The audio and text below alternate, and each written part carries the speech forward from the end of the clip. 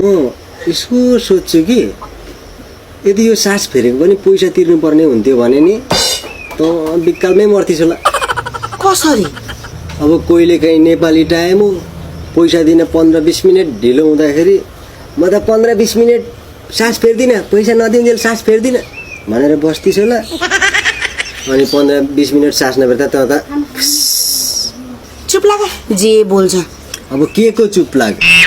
पशु बजार जस्तै बुढा बेच्ने बजार हुनु भने तैँले पनि श्रीदेवीले जस्तो मलाई 2 करोडमा बेच्थिस्। 2 करोड अरे? तँ त श्रीदेवीले अनिल कपुर बेचेको थिएर पो 2 करोड पायो। तिमीलाई त 5 रुपियाँ त के फ्रीमा लैजान नि लाँदैन। न बिहोरा छ, न अनुहार राम्रो छ, न गति राम्रो छ। 32 वटा गुणमा तिमीमा एउटा गुण राम्रो छैन हौ। अनि एउटै राम्रो गुण छैन भने अस्ति चाहिँ किन सरी सरी भनिस्?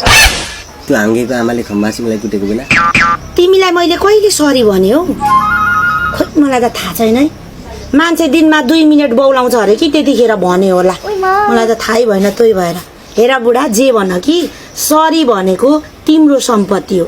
जति खर्च गर्नु सक्छौ ममा नि। फेरि म गरिब छु, सरी मेरो सम्पत्ति होइन।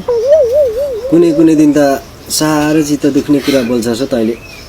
भात खानु हिँड, भोकले पेट दुखेको। तिम्रो चित्त कहाँ छ र दुख्छ? हो त, म मान्छे त होइन।